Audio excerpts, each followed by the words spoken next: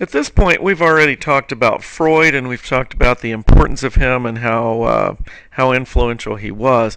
Now, what we're going to look at are a few people that are referred to as NeoFreudians, or, in other words, these were people who, at least in part, agreed with Freud, but then disagreed in other ways. And like I said when we were talking about Freud in class, these are people who, if they disagreed with Freud, well, then the question they had to answer was, how does personality develop, and what is your solution? What's your answer to it? And so that's what we're going to take a look at real quick.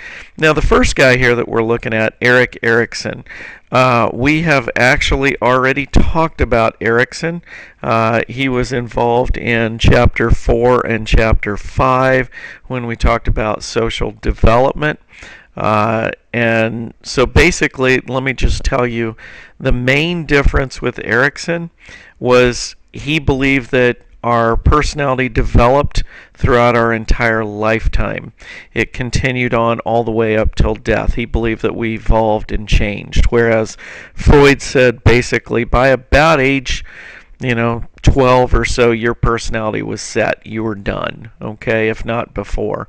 Erikson believed in the social aspect. He believed social factors, social issues, different dilemmas that we face in our lifetime are also going to shape our personality. So that's definitely different than Freud. If you want more information about Erikson, go back, take a look at Chapter 4 and 5. We've also got a screencast on Erikson as well. Next person we're going to take a look at is Carl Jung.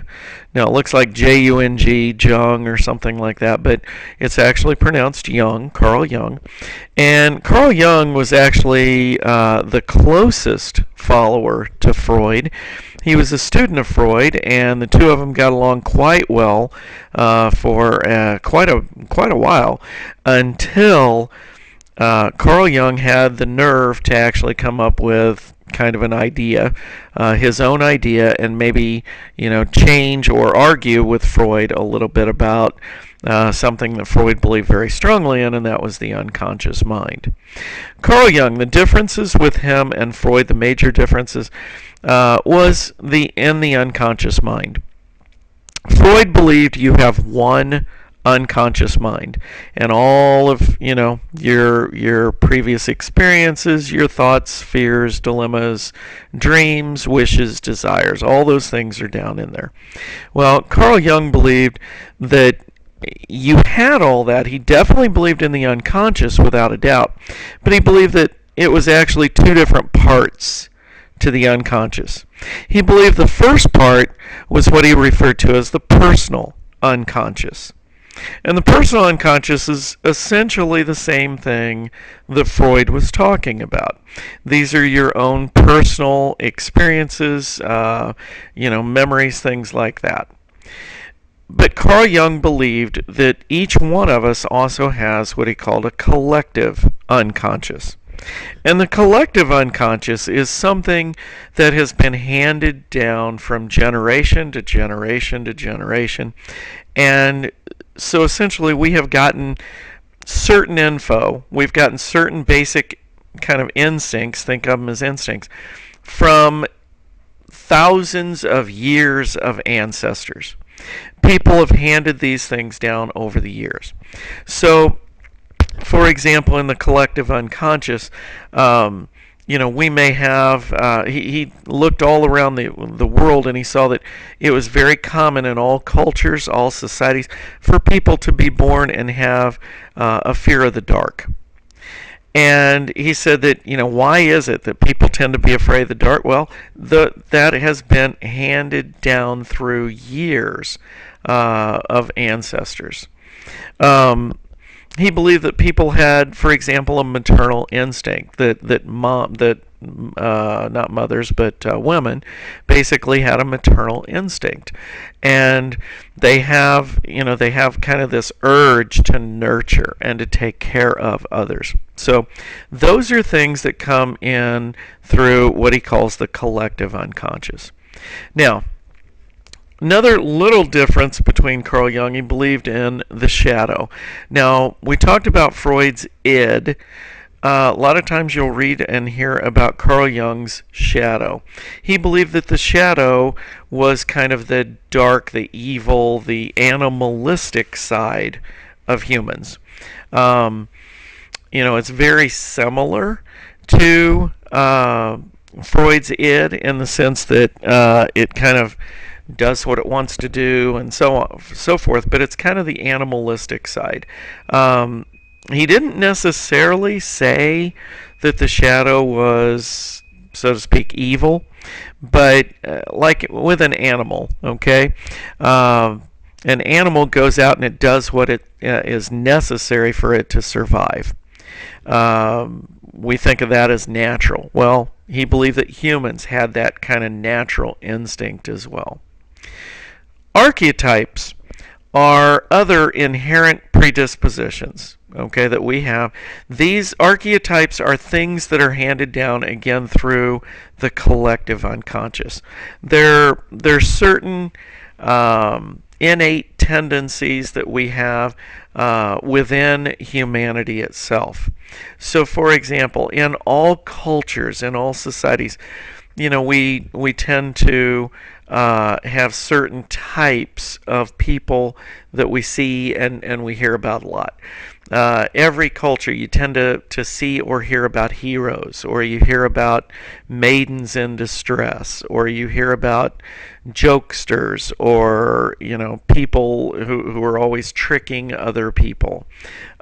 These things are handed down through the collective unconscious, and they're known as archetypes. Jung believed that when we're born, every human being needs someone else to take care of them. I mean, we wouldn't survive if it wasn't for somebody else. And that somebody else tends to be a mother.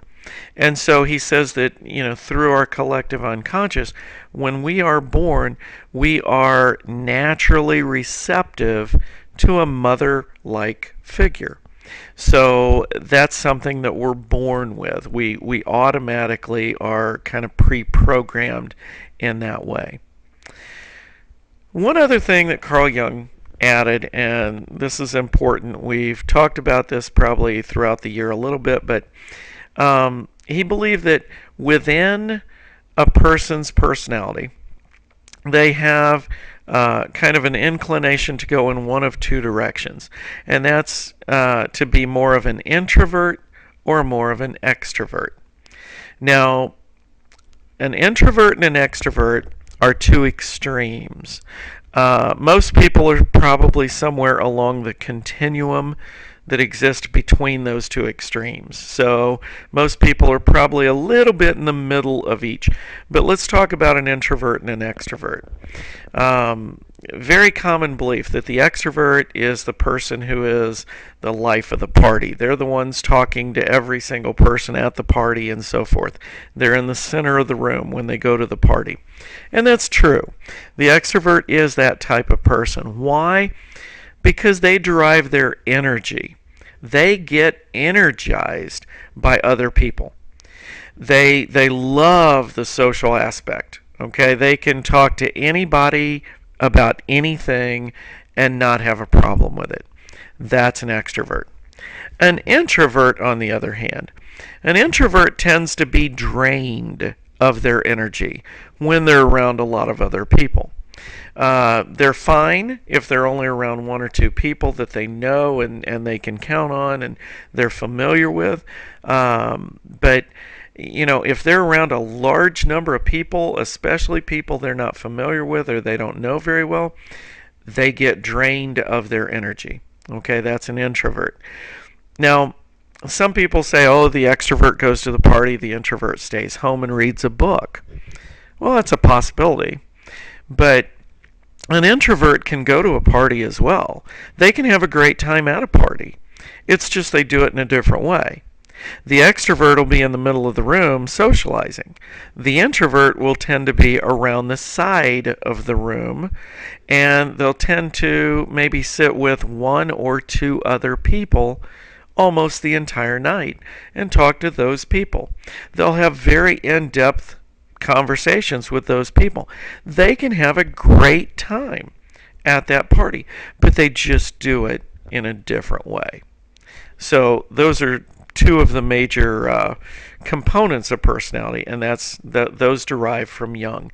Anytime you hear about introvert or extrovert, you have to think of Carl Jung. Two other Neo-Freudians that we're going to look at. Okay, the first of which is Alfred Adler. Now, Alfred Adler, the picture you see, that's probably the biggest smile you'll ever see from him. But besides that, Alfred Adler is known. His differences with Freud, he believed we were much more social than Freud. Freud believed that we had a lot of like inborn or inherent tendencies.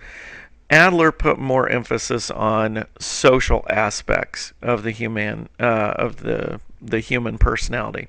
He also believed in the idea that the conscious mind, what we're consciously thinking of and working with, that was much more important to Adler than the unconscious things that Freud talked about.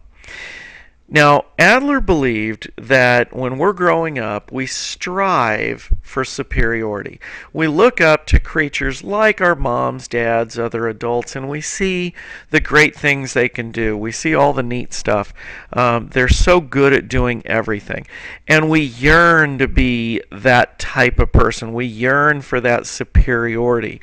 Unfortunately, as we're growing up, a lot of times we simply can't compete. We can't do the things that we see other people doing.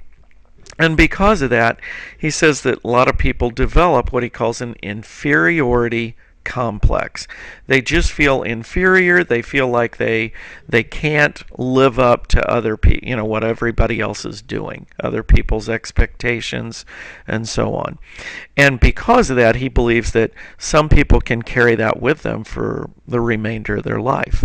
Now, one other aspect of Adler here is that he believed that your birth order, basically when you were born in comparison with your siblings as you grow up, also has a major impact on your personality. Things like older children tend to be more responsible. Younger children tend to be more carefree, more outgoing, or more social, that sort of thing. So on Moodle, I have a handout that's posted, and it gives you all kinds of details about birth order and what are the common characteristics of those. You ought to take a look at those. That's important for Adler. Last person for this screencast is Karen Horney. It's not Horny, it's Horney. But Karen Horney, she was the first psychology feminist, basically. Now, you can see she's not the prettiest woman in town. In fact, she's probably not the prettiest woman on this slide. But she was very instrumental in terms of personality development. She believed that anything that disrupted the parent-child relationship was referred to as basic anxiety. And that anxiety could create all kinds of issues with people later in life. So if a person tends to withdraw from others, or if they tend to detach themselves, or if they tend to be aggressive or anxious around others, those are neurotic ways that they deal with those issues. And it all reverts back to basic anxiety. And she believed that was anything that disrupted the parent-child relationship. So that caused a lot of issues. Now, Karen Horney, being a feminist and all that, and again relating to Freud, she believed that Freud's idea of penis envy was ridiculous. She said, in fact, that men actually have womb envy, because we are envious that women can have children, but we can't. Those are all four Neo-Freudians. Those are four people that relate very closely to Freud, but definitely have their differences.